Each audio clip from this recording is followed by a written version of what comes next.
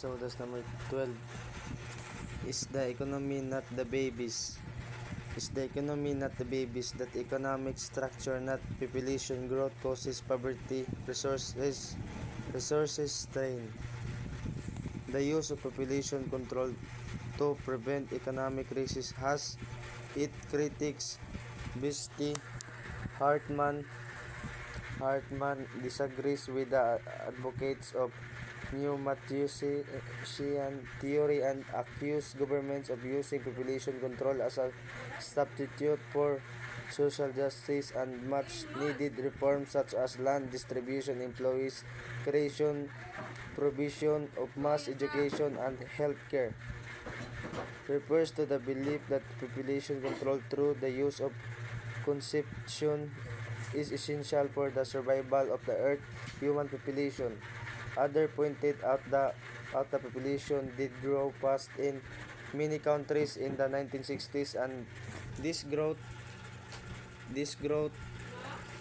aid economic development by spurring technological and institutional innovation and increasing the supply of human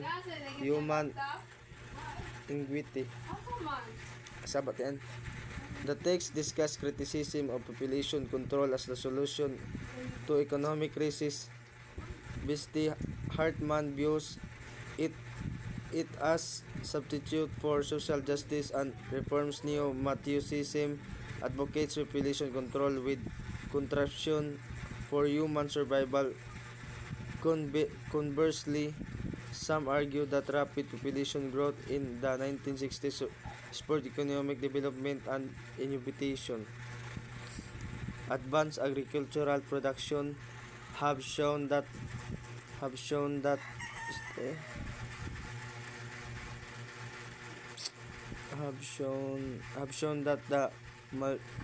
that nightmare can be prevented.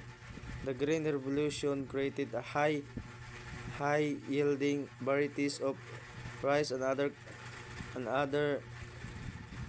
careless, and along the development of new methods of cultivation increased yields globally, but more particularly in the developing world. Between the 1950 and 1984, global grain production increased by over 250%, allowing agriculture to keep pace with population growth, thereby keeping global fame under control. Scholars and policymakers agree with the non-Malthusians, but suggest that if government pursue population control programs, they must include more inclusive growth and greener economic growth.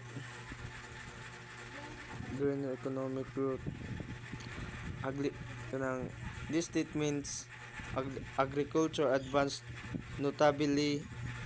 The Green Revolution averted the Malthusian nightmare by significantly boosting global grain production over 50% between 1950 and 1984. Scholars agree with Neo-Malthusians' concern, but advocate for population control programs include more inclusive growth and greener economic growth.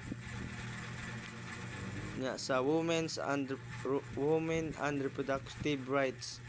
Women are often subject of these population measures.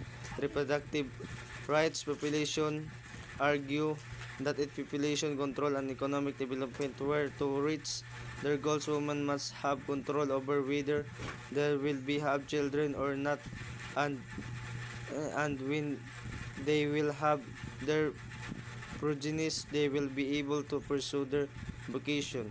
This correlation between family fertility and fortune has motivated countries with growing economies to introduce or strengthen their reproductive health laws, including abortion.